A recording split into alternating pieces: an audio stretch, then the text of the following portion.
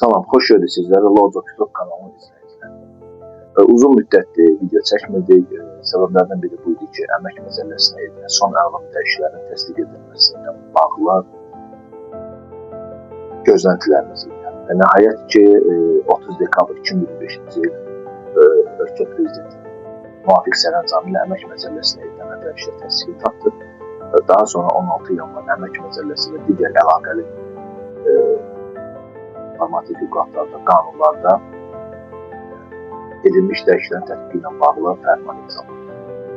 Və yanvar 16-sından əmək məcəlləsinə edilən əlavə dəyişikliklər tətbiq olunmağa başladı. Bu dəyişikliklərdən biri cəmiyyət arasında marağa səbəb olan, eyni zamanda suallar yaradan atalıq məzuniyyəti.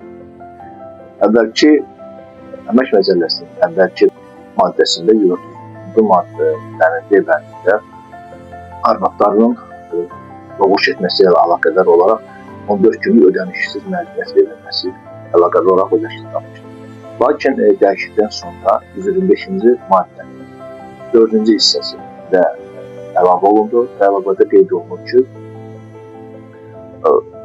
uşaqların doğulması ilə əlaqədar tibbi müəssisələrə əsasında doğuşdan əvvəl və doğuşdan sonraki dövrdə həyat etməkdə 14 günlük əmək məzuniyyəti verilir. Təbii ki, burada kişilər nəzərdə tutulur və kişilərə ödənişli məzuniyyət verilir. Bu ödənişli məzuniyyətlə bağlı cəmiyyətimizdə, xüsusilə də insan resursları və digər aidiyyətə sahib çalışan insanlar arasında müəyyən suallar yaranır və bu suallarla bağlı hətta mən deyərdim, bəzi hallarda çaşqınlıq yaranır. Əvvəla bunu deyim ki, 14 günlük kişilərə verilən ödənişli məzuniyyət kompensasiya edilir. Deyək ki, bir atanın uşağı dünyaya gəlib, zamanında bundan istifadə etməyibsə, sonradan bunu işdən çıxarkən kompensasiya şəklində tələb edə bilməz. Daha sonra 137-ci maddənin 1-ci hissəsinə əsasən burada göstərilir ki, təbii ki, əmək məcəlləsini nəzərdə tuturam. Burada göstərilir ki, 14 təqvim günündən az olmayaraq, hissələrdən biri 14 təqvim günündən az olmayaraq verilir. O deməkdir ki, atalıq məzuniyyəti hissələrə bölünərək verilə bilməz. Çünki burada 14 günlük hissə mütləq şəkildə qorunmalıdır. Elə burada da məzuniyyətin özü 14 gün olduğuna görə bu bölünmür, bu bir dəfəlik verilir. Bundan əlavə hesablanma ilə bağlı da fikir ayrılıqları var.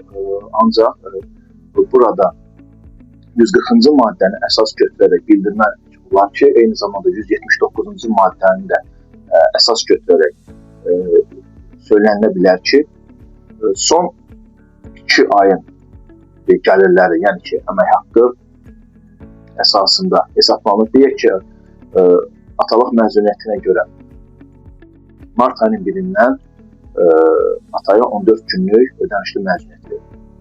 Burada artıq yanvar və fevral ayları götürüləcək. 31 təqvim günü götürəcək. Əmək məcəlləsinin 140-cı maddəsinə əsasən təqvim günlərinə uyğun olaraq götürülür. Eyni zamanda fevral ayı götürülür. Artıq burada 28 fevral ayının 28 təqvim günü, eyni zamanda yanvar ayının 31 təqvim günü götürərək 59 gün edilir. Və maaşları isə deyək ki, 1200 manat yanvar ayında olub, 2400 manat fevral ayında olub. Bu da edir 3600. Və 3600-ü biz bölürük 59 günə, orada alınan məbləği vururuq 14 günlük ərzində düşən iş günlərinin sayına. Və nəticədə orta əmək haqqını bir günə düşən orta əmək haqqı alırıq və bu orta əmək haqqını bir daha olaraq qeyd edirəm ki, təqvim günləri, 14 təqvim günündə düşən iş günlərinin sayına vurularaq hesablanır. Təbii ki, bu qros olaraq hesablanır. Sonradan burada müəyyən məcbur dövlət sosial sığorta ödənişləri, işitmə sığorta ödənişi, icbari tibbi sığorta ödənişi və eyni zamanda gəlir vergisi tətbiq olunaraq yerdə qalan xalis məbləğ həmin işçinin əmək haqqı kartına köçürülür. Ancaq bu kimlərə şamil olur? Onu da diqqətinizə çatdırım.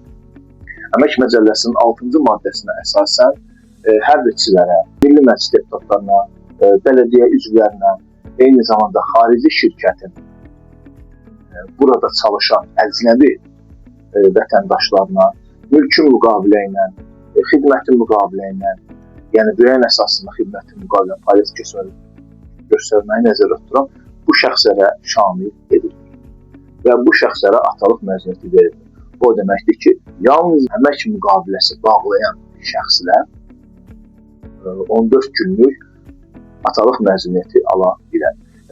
Əlavə olaraq onu da bildirim ki, əmək məcəlləsində atalıq məzuniyyəti deyilən bir ifadə yoxdur. Sadəcə cəmiyyət arasında daha anlaşılan və sadə dildə olsun deyə bir çox insanlar buna atalıq məzuniyyəti adı verir. Bu demək deyil ki, burada biz deyək ki, doğuş gözlənilir mart ayının deyək ki, 21-i, ata götürə bilər doğuşdan əvvəl mart ayının deyək ki, 14-ü. Götürə bilməz. Niyə? Çünki Əmək Məcəlləsinin 125-ci maddənin 4-cü hissəsində konkret olaraq deyir ki, doğuşdan əvvəl doğuşdan sonraki dövrü əhatə etməklə konkret doğuşa yaxın dövrü atılır. Deyək ki, doğuş gözlənilir mart ayının 17-sində, ata isə götürə bilər, yəni kişi əməkdaşlar, ata olmağa hazırlaşan kişi əməkdaşlar götürə bilər mart ayının 14-ü.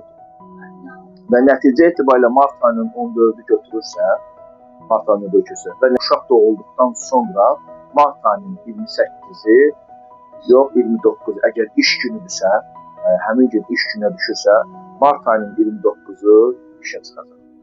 Burada bir məqamı xüsusi olaraq qeyd etmək istəyirəm ki, tibbi arayış ifadəsi də var. Konkret olaraq Əmək Məcəlləsində tibbi arayış əsasında gedir. Bu nə deməkdir? Bu uşaq doğularkən konkret xəstəxanadan, doğuş olan xəstəxanadan və yaxud da ki, kənd yeridirsə, tibb məntəqəsindən, eyni zamanda özəl klinikada uşaq doğulursa, özəl klinikadan arayış və yaxud da ki, uşaq doğulduqdan sonra poliklinikadan, yaşadığı ərazi üzrə poliklinikadan və yaxud da ki, tibb müəssisəsindən, digər statuslu tibb müəssisəsindən arayış mütləq şəkildə iş yerinə təhlil etməlidir. Amma burada bir məqam var. Allah heç kimə göstərməsin, uşağın diri doğulması nədir? Ola bilər ki, uşaq doğular, bir neçə gün sonra uşaq dünyasını dəyişər, yəni vəfat edir. O şəxslərə şamil olunmur. Çünki Əmək Məcəlləsinin 125-ci maddənin 4-cü hissəsindən təhlil etsək, konkret burada uşağın diri olması əsas götürülür. Diqqətinizə görə təşəkkür edirəm. Kanalımıza abunə olmağa, videolarımızı bəyənməyə, eyni zamanda videolarımızın şərh görməsində fikirlərinizi bildirməyi unutmayın. Tövsiyələriniz, təklifləriniz, ümumiyyətlə fikirləriniz bizim üçün çox önəmlidir. Bəyənək, abunə olaq və paylaşaq ki, əmək hüquqları barədə insanlarımızın sayı çox olsun, daha geniş auditoriyaya çıxa bilir. Diqqətinizə görə təşəkkür edirəm. Hələlik, növbəti görüşlərə.